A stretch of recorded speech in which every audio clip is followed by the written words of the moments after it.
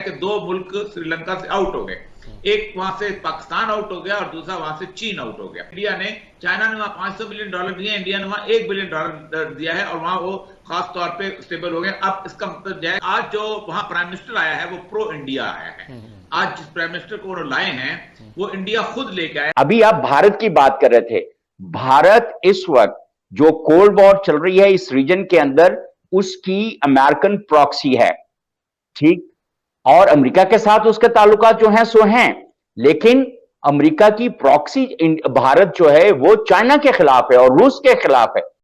इसका मतलब यह है कि नरेंद्र मोदी जैसे वजीर आजम, जिसको सारे लोग बुरा भला कहते हैं, लेकिन कम से कम जो उनकी फॉरेन पॉलिसी है, लोगों के साथ, दूसरे मुल्कों के साथ जो दोस्ताना रवैये हैं, फखर उसको तो देखा जाना चाहिए ना।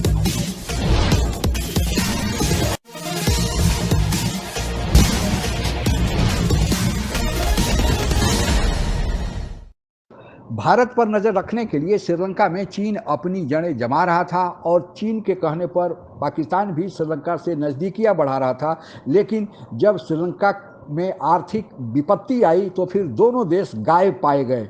भारत जो हमेशा से श्रीलंका की मदद करते आया है, असल में भारत ही काम आया और भारत ने ऐसा कर दिखाया कि वहाँ से चीन और पाकिस्तान दोनों गायब हो गए। यहाँ तक कि चीन समर्थक प्रधानमंत्री को हटाकर भारत ने अपने समर्थन वाले प्रधानमंत्री भी वहाँ पर नियुक्त करा दिया है।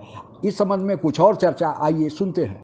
अब कहाँ खड़े हैं? रखिए, आप पार्टीजन तो है नहीं, आपका एक ट्रेंड हो सकता है, माइंड हो सकता है, इस तरफ हो सकता है, उस तरफ हो सकता है, लेकिन जहां हम अब खड़े हैं यहाँ, ये सब क्या करें? एक आम शहरी के तौर पर मुझे आपसे पूछना चाहता हूँ। देखिए, आज से तकरीबन 1 साल पहले मैंने बहुत तफसील से लिखना शुरू किया था कि दो मुल्क ऐसे हैं कि जिनके अंदर डिस्टेबिलिटी आएगी। एक यूक्रेन है और दूसरा पाकिस्तान है, और दोनों की बुनियादी वजह यह है कि 2019 दिसंबर में जब कंटेनमेंट ऑफ चाइना की पेंटागन पॉलिसी आई है और 4 जो मुल्कों का ग्रुप बना क्वाड, तो उसमें इंडिया को जब लद्दाख में टेस्ट किया गया तो इंडिया नाकाम हो गया।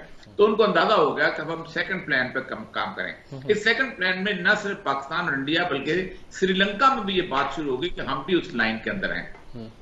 और आज से 2-2.5 साल पहले उन्होंने कहा था कि वो चाहते ये हैं कि श्रीलंका का जो एडम्स ब्रिज है वो इंडिया का ब्रिज इकट्ठा किया जाए, और उसके साथ साथ सबसे इंपॉर्टेंट चीज ये है कि हबन तोता की जो बंदरगाह चीन को दी गई थी वो वापस ले ली जाए। और ये सारा प्लान का था जिसके अंदर उन्होंने वहां कर लिया कामयाबी से। और आज जो वहां प्राइम मिनिस्टर आया है वो प्रो इंडिया आया है। आज जिस प्राइम मिनिस्टर को उन्होंने लाए हैं वो इंडिया खुद लेके आया है, क्योंकि इंडिया ने, चाइना ने वहां $500 मिलियन दिए, इंडिया ने वहां $1 बिलियन दिया है और वहां वो खास तौर पे स्टेबल हो गए। अब इसका मतलब यह है कि दो मुल्क श्रीलंका से आउट हो गए। एक वहां से पाकिस्तान आउट हो गया और दूसरा वहां से चीन आउट हो गया। अच्छा, दूसरी बात यह थी कि वहां पर यूक्रेन के अंदर 2014 में जब ग्रीन रेवोल्यूशन आया है तो रूस ने फौरन क्रीमिया पे कब्जा कर लिया था ताकि कुछ ना कुछ रास्ता तो हमें मिले, लेकिन उसके बावजूद भी उसके खौफ मुसल्लत किया गया कि यहाँ पर यूक्रेन के अंदर हम नेटो में शामिल करेंगे और यहाँ न्यूक्लियर वॉरहेड लगाएंगे, और अब वहां रूस आ गया है और वो मामला भी खत्म। तो अब हम उस चुंगल में फंसे। अभी आप भारत की बात कर रहे थे। भारत इस वक्त जो कोल्ड वॉर चल रही है इस रीजन के अंदर, उसकी अमेरिकन प्रॉक्सी है, ठीक। और अमेरिका के साथ उसके ताल्लुकात जो हैं सो हैं, लेकिन अमेरिका की प्रॉक्सी भारत जो है वो चाइना के खिलाफ है और रूस के खिलाफ है। इसका मतलब यह है कि नरेंद्र मोदी जैसे वजीर आजम, जिसको सारे लोग बुरा भला कहते हैं, ऊपर हमें उनको बुरा भला जरूर कहना चाहिए, लेकिन कम से कम जो उनकी फॉरेन पॉलिसी है, जो फॉरेन पॉलिसी मेजर्स हैं और उनके लोगों के साथ, दूसरे मुल्कों के साथ जो दोस्ताना रवैये हैं, फखर उसको तो देखा जाना चाहिए ना। कम से कम उसके तो हम, वो कोई नारे तो नहीं मारता कि मैं अमेरिका के खिलाफ हूं, मैं रूस के हक में हूं, मैं चीन को। मैं कहता हूं कि इमरान खान साहब ने उस दिन एबटाबाद जलसे में कहा कि जी नरेंद्र मोदी जी को ने कभी हमारे फौज के खिलाफ कोई ऐसी बात की, न इमरान खान का कभी नाम लिया और न कोई और। वो अपनी पॉलिसी लेके और वो उसको आगे लेके जा रहे हैं। सर, अमेरिका के साथ ताल्लुकात, सर अरब दुनिया के साथ उनके ताल्लुकात किस लेवल पे हैं? बहुत। और देखें, हाँ, आप बिल्कुल सही कह रहे हैं। अब ये देखें, ये कह रहे हैं ना कि उसमें मोदी ने, वजीर आजम नरेंद्र मोदी ने कभी पाकिस्तान की फौज के खिलाफ उस तरह से बात भी नहीं भाई ये आप इस वक्त तो मरने के बिल्कुल करीब हैं। आप यूं समझ लें कि आपका जो ऑक्सीजन लेवल है इस वक्त वो 86% पे है और आप वेंटिलेटर के ऊपर हैं और वेंटिलेटर से आप आई डोंट नो कैसे आप सरवाइव करेंगे। एक ये सब बड़ी सूरत हाल। और दूसरी तरफ हमारे जो वजीर खजाना मिफ्ता इस्माइल साहब है उन्होंने कहा है कि मई में, इस महीने में जिसमें से हम गुजर रहे हैं, 120 अरब रुपए हमें डॉलर इसमें पेट्रोल में सब्सिडी देनी पड़ेगी। अब ये अगर सिर्फ एक चीज की बात है, हम सिर्फ पेट्रोल की प्राइसेस को कंट्रोल करने के लिए और आवाम को सस्ता पेट्रोल या एक रीजनेबल उसके ऊपर फराहम करने के लिए अगर 120 अरब रुपए एक महीने में खर्च करेंगे तो अगले महीनों में क्या सूरत हाल होगी। एक बात तब चीन को मौका मिला कि आर्थिक मदद करने के नाम पर, वहां पर इन्वेस्टमेंट करने के नाम पर चीन श्रीलंका में प्रवेश कर गया। लेकिन चीन की नजर श्रीलंका के हबन बटोटा बंदरगाह पर थी। चीन एक तीर से 3 निशाने लगाया था। पहला, वह श्रीलंका में प्रवेश करके श्रीलंका की सहानुभूति अपने पक्ष में किया। दूसरा, भारत को श्रीलंका से दूर किया। और तीसरा, श्रीलंका के हबन बटोटा बंदरगाह पर इन्वेस्टमेंट करके उसका पुनर्निर्माण करके उस बंदरगाह को अपने कब्जे में वह करना चाहता था। अब हबन बटोटा बंदरगाह का निर्माण जब पूरा हुआ तब चीन ने श्रीलंका के सामने उस निर्माण का खर्चा रखा। वह चीन द्वारा दिया गया कर्जा था जो बहुत ऊंची दर पर दिया गया था। हबन बटोटा बंदरगाह पर नजर रखने की जो चीन की नीयत थी उसके पीछे कारण यह था कि चीन चाहता था कि हबन बटोटा बंदरगाह को वह अपने कब्जे में ले ले और फिर वहां पर सुरक्षा के नाम पर अपना समुद्री बेड़ा वहां रखे और वहां से भारत को घेरने में आसानी होगी, भारत पर वहां से नजर रखी जा सकती थी। चूंकि अब कर्जा इतना ज्यादा हो गया था जो श्रीलंकी सरकार लौटा नहीं पा रही थी या लौटाने की स्थिति में नहीं थी, तब चीन ने प्रस्ताव रखा कि इस हबन बटोटा बंदरगाह को श्रीलंका चीन को गिरवी रख दे और 99 साल के लिए वह बंदरगाह चीन के गिरवी में रह गया और यही चीन की मंशा थी।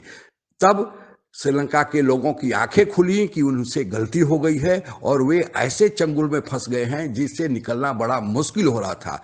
चीन और श्रीलंका के बीच दूरियां बढ़ने लगी। दूरियां इतनी बढ़ गई कि चीन के विदेश मंत्री अभी एक सप्ताह पहले श्रीलंका में मनाने आए थे और श्रीलंका की आर्थिक स्थिति भी बहुत दिनों दिन जर्जर होती जा रही थी। लेकिन बात नहीं बनी क्योंकि जो श्रीलंका चाहता था उस शर्त पर चीन मदद नहीं करना चाहता था और चीन जो मदद करने की शर्त रख रहा था उसे श्रीलंका को मंजूर नहीं था। और यही मौका मिला जब श्रीलंका और चीन के बीच दूरी बढ़ना शुरू हुई तो भारत ने इसी अवसर को देखकर श्रीलंका में धमाकेदार एंट्री कर दी और फिर श्रीलंका के सरकार को जो आर्थिक मदद की आवश्यकता थी वह आर्थिक मदद देकर बड़ा एक कूटनीतिक चाल चल दिया ताकि चीन को फिर से श्रीलंका से दूर किया जा सके और भारत वहां अपनी पकड़ मजबूत बनाई सके। आप लोगों को पता ही होगा कि एक समय श्रीलंका में जब तमिल विद्रोहियों का आंदोलन चल रहा था तब श्रीलंका सरकार तमिल विद्रोहियों से लड़ रही थी। चूंकि तमिल विद्रोही भारत के तमिलनाडु प्रांत से आते थे इसलिए भारत की थोड़ी सहानुभूति उन तमिल विद्रोहियों के साथ थी जो श्रीलंका सरकार के साथ लड़ रहे थे। हालांकि जो वहां पर सिंगली हैं, वहां पर श्रीलंका में 2 ही प्रमुख कौमें हैं, एक सिंगली और एक तमिल। दोनों भारतीय ही मूल के हैं लेकिन सिंगली पहले वहां गए थे और बाद में तमिल गए, इसलिए तमिल से थोड़ी भारत की सहानुभूति ज्यादा थी। ले भारत की सहानुभूति के चलते सिर्फ पाकिस्तान जो था वह श्रीलंका सरकार की मदद कर रहा था और पाकिस्तान का भी श्रीलंका सरकार से तमिल विद्रोहियों के साथ श्रीलंका सरकार के युद्ध में मदद करने के कारण पाकिस्तान की भी जो नजदीक थी वह श्रीलंका सरकार से ज्यादा थी। लेकिन अब भारत जब वहां आ गया तो चीन तो दूर हुआ ही, पाकिस्तान का भी पत्ता वहां से साफ हो गया और इस प्रकार भारत ने एक तीर से 2 देशों को वहां से आउट करने का बड़ा अच्छा कारनामा कर दिया है। यह हमारी कूटनीति की एक बहुत बड़ी कामयाबी के रूप में देखी जा सकती है। आज के लिए बस इतना ही। जय हिंद। आप अगर हमसे जुड़ा रहना चाहते हैं तो कृपया मेरे चैनल को सब्सक्राइब करें तथा बेल आइकन भी दबा दें ताकि नई वीडियो की जानकारी तुरंत आप तक पहुंच जाए। धन्यवाद। जय हिंद। आप अगर हमसे जुड़ा रहना चाहते हैं तो कृपया मेरे चैनल को सब्सक्राइब करें तथा बेल आइकन भी दबा दें ताकि नई वीडियो की जानकारी तुरंत आप तक पहुंच जाए। धन्यवाद। जय हिंद।